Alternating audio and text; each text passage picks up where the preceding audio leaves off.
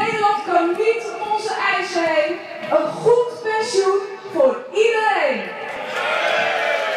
Het doel is om verbinden, maar alle mensen die hier actief zijn, maar ook om iedereen in Ljouwert en in Friesland duidelijk te maken dat het dus serieus is met een goed pensioen.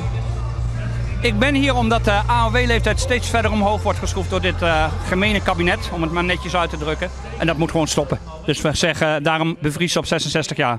Ik maak nu nog krab om 4 uur. En wat vinden jullie daarvan? Nou, dat vind ik verrekt lang heen. Als ik eerlijk ben. Het is mij lang genoeg. Je wil het oorzaam met de pensioenregeling. Die mij mee wil wat. Mijn voordelen worden. Koolmees, dat klinkt als een heel lief, vredig vogeltje. Maar het is gewoon een aasgier. Geef de mensen die gewoon aan het eind van hun Latijn zijn, geef ze gewoon hun AOW en dat ze gewoon een normaal inkomen hebben. Van het Zeiland af hier er ook een demonstratie terug de stad heen. Als ze de streep steeds verder opscouden en je denkt van, nou ben ik er haast. En dan wordt het maar weer, omdat ze zeggen dat we zo vol langer leven. Nou ja,